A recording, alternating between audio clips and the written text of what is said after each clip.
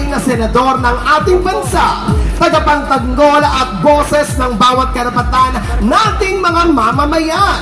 Ang number 31, palakpakan po natin ang muling magbabalik, Senador Gringo Honasan.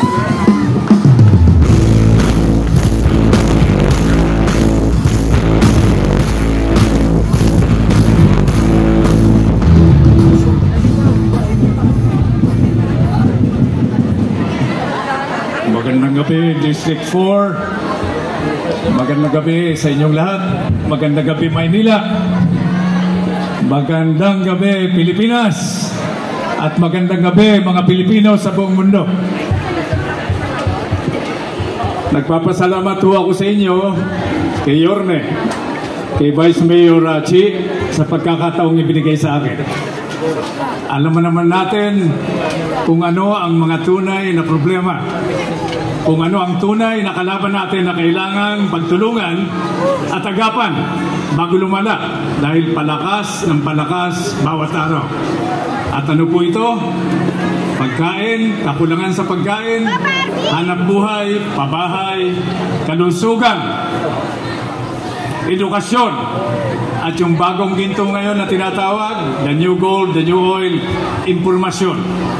Hindi yung marites, kundi yung makatotohanan na impormasyon para makapagdesisyon tayo ng maayos sa pang-araw-araw, bawat tao, bawat pamilya.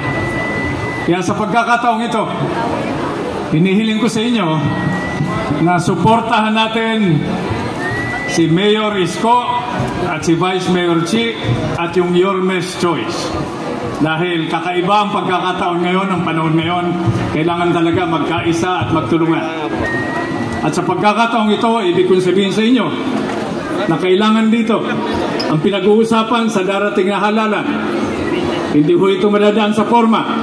Ang pinag-uusapan dito, serbisyo, kakayahan at karanasan na taglay ni Yorme, Isko, ni Vice Mayor Chi, at yung Yorme's Choice. Kaya kailangan magkaisa po tayo, tulungan natin sila, no? Suportahan natin sila. Dahil ang nakasalalay dito ay kinabukasan ng ating bansa na pinagpala talaga.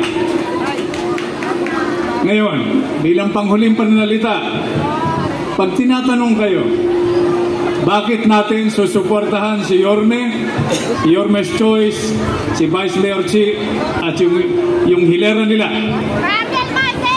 Bakit? Huwag na kayo magsalita. Ang gawin ninyo ganito.